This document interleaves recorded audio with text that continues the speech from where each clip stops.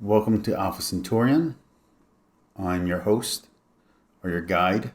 I'm Alpha. And today we're going to be covering some Christian/Catholic books. I want to go over 4 books that I recently bought and then one item that's not exactly new. So let's check it out. Now, I've bought in one of these guides before. I don't know where it went. It was actually on different versions of the Bible, and it said which version of the Bible was tied to which religion and who sponsored it. So CSB or CBS is CSB is going to be Baptist. The ESV is going to be Calvinist. NAB is going to be Catholic. That kind of thing, which is actually a cool thing to know because it tells you about the bias in the translation. It presents that right away. So this one is actually on Christianity, cults, and religions. It's kind of cool. It gives you the breakdown of different quote-unquote Christian religions. Here's what's interesting, though. There's no Catholicism in here. And I think the reason why is because what they put as biblical Christianity matches what Catholicism would say. It's like maybe only like one line that's slightly different because they're trying to stress faith by grace. But other than like one little tweak, it'd be the same as Catholicism. But it is useful. I don't know how accurate it is. For instance, on their critique or overview of Wiccanism, it misses one of their leaders. It has Gerald Gardner, but there's another guy who was also influential in the satanic panic stuff. Crowley, whom is actually more important to the European development. And he's really, he's not in here. So it's kind of interesting how they skip him. I'm going to be looking at their Islam stuff just to see how accurate it is. Anyway, it's kind of a cool overview. I kind of like it. I don't know how accurate it is, but I think these little guides are sometimes fun, and they give you an idea of how things separate out. Right. The next one is not new, but I do want to recommend it. A lot of people want to know how I interpret the Bible versus how other Christians do. Basically, what's the Catholic point of view? And so the big controversy in the evangelical world is the historical critical method. Well, here's the thing. That's the method. That's one of the methods. We have 5 methods. That's one of the 5 methods. One of the 5 methods that we use is the historical critical method. We don't have a problem with that. We're okay with it. It doesn't mess us up because we have 5 different ways. There's the literal, the historical,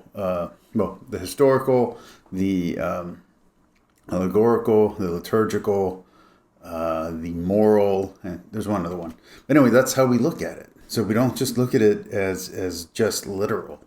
And anyway, I think a guide like this is from the Vatican, specifically the Vatican Press, but the one who's doing this tiny little book is the USCCB. But yeah. Anyway, I recommend that. Okay. Next. That took 4 minutes. That should not have taken 4 minutes. Yeah, I'll try to edit that. Next is this right here. This is the Word on Fire Bible. This is from Bishop Barron. I really like this one. One of my complaints about most of the study Bibles, especially the Catholic study Bibles in the modern era, is that they're very text heavy and there's not a lot of reverence, I should say, and there's not a lot of art. If you look at some of the older missals and older Bibles, there's a lot of art, a lot of plate art. Plate art just means this. A lot of that in older Bibles, in older Catholic Bibles. And they just took it out as we became more Protestantized because we're trying to appeal to the Protestants. But I think that was a mistake. I really love the art. And then another thing that this one does is that it has little commentaries. So it has a lot of commentary from Bishop Barron because that's the guy who's putting it out there. But it's going to have stuff from St. John Chrysostom and from St. Augustine, from different leaders in the church, different famous Catholic writers, So I really like this commentary. I wish this existed when I first got into the Bible. I might actually get a copy of this for a friend of mine who's trying to read the Bible for the first time. The next thing that I got, the next book that I ordered, is one that's, these next two have been on my wish list for about 3 years, and I barely finally have enough money to afford them. These are not cheap books.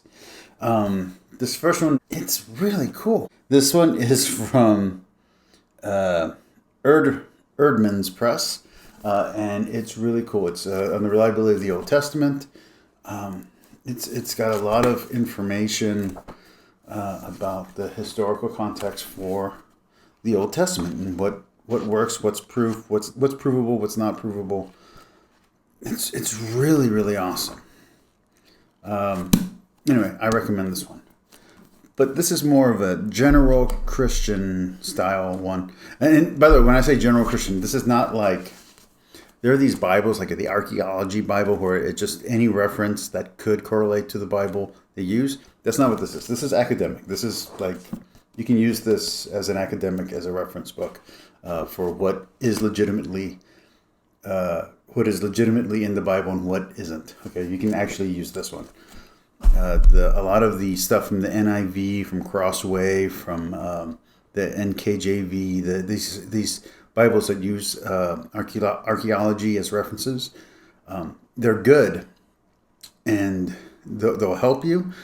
But because there's a lot of heavy bias against academia and against science, they're not the most useful in arguments with or in debates with atheists, put it that way. And I know you're going to say, but isn't that also bias? Well, the Catholic bias for the most part is that we love science, so it's not going to be that badly biased. Oh, that will have a Catholic perspective, obviously. But anyway, this is the Catholic introduction to the Old Testament Bible. Look at that. That's thick. That's a Bible all on its own, man. That's a heavy, heavy, heavy load. That's a heavy, heavy, heavy information. But check it out. And this is it just goes through. It's kind of like a reading guide or study guide for the Bible. It's not going to go line by line or anything like that, but it's going to give you some really heavy, heavy history on the documents, on how it works, on why certain words were chosen. It's really good. Historical issues, contradictions. I'm actually going to get a few books on biblical contradictions and stuff like that.